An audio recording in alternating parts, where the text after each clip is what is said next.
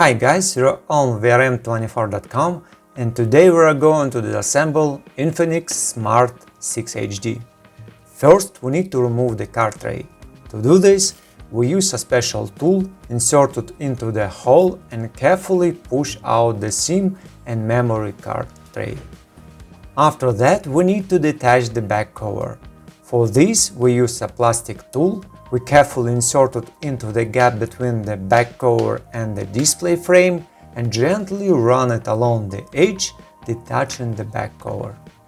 We always need to be careful around the side buttons as they are physically located in these places. And we also need to be careful on the corners as the cover is held tightly on the corners. And we can remove the cover.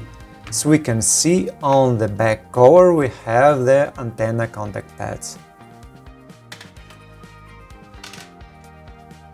After that, we move on to removing the screws at the top. For this we use a 1.5mm Phillips screwdriver or Phillips #3O.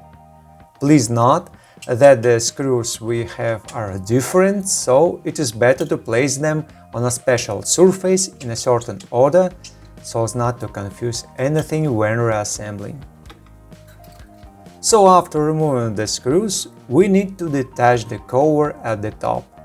To do this, we use a non-metallic tool. Carefully pry in the right place, lift and try to detach the cover. The cover turned out to be also glued on one side with a tape.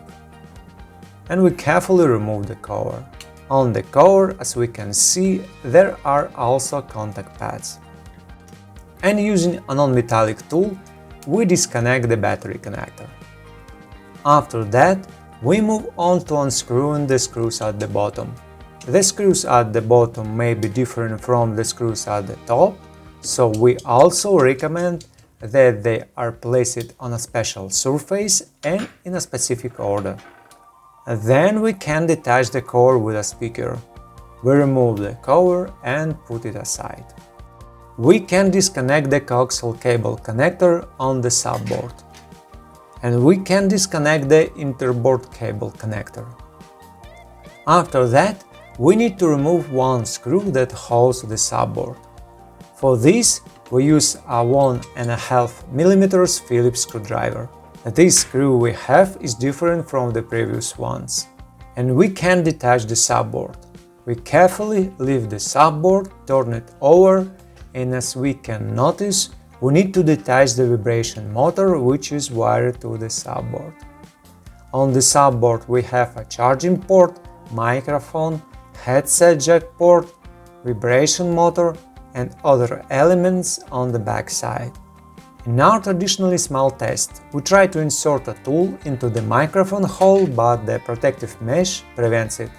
In addition, we see that microphone is located perpendicular to the hole in the display frame. Accordingly, we can damage the microphone in this way. And we move on to disconnecting the connectors on the motherboard. We disconnect the connector of the interboard cable.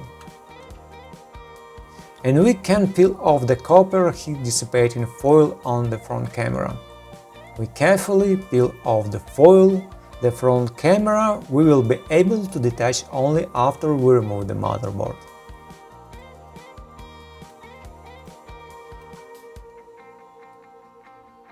Then we need to unscrew the two screws that hold the motherboard. For this we also use a 1.5mm Phillips screwdriver or a Phillips #3O. It is important to notice where the screws are located so we don't get anything mixed up. And we can detach the motherboard. As always, we need to find the right place where we can pry, gently lift and remove the motherboard. On the back side we disconnect the coaxial cable connector. Then on the motherboard we need to detach the front camera. And we need to detach the main camera. Carefully hold the cameras so they don't accidentally fall out, disconnect them, detach them and put them aside. We can also remove the coaxial cable. And we move on to detaching the battery. First, we use a thin plastic film. Put it in the gap between the display frame and battery and gently run it along, cutting off the adhesive tape. We need to be careful because we see under the battery on the side from which we detach the battery there is an interboard cable. We don't know where exactly it is located under the battery. Of course, it's better to rewind this video to the end to see exactly where the cable is located and only then to work with the tool.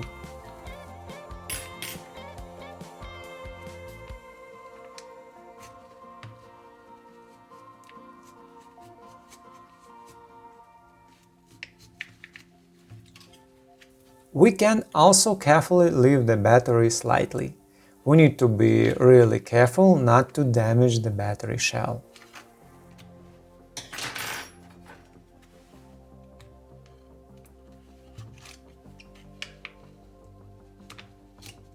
We try to leave the battery slightly and cut off the adhesive layer.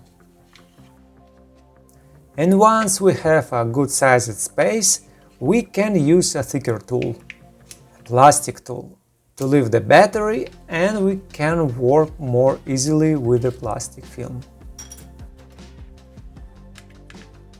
When we leave the battery, we pull the glue up, and so it's much easier to work with the tool. We continue to detach the battery. We continue to use the plastic film. We run the film back and forth, cutting off the adhesive base. No need to rush, no need to force. It's really important not to damage anything. We can also use isopropyl alcohol. We apply it into the plastic film so that the isopropyl alcohol gets on the adhesive tape under the battery, and continue to further cut the adhesive base.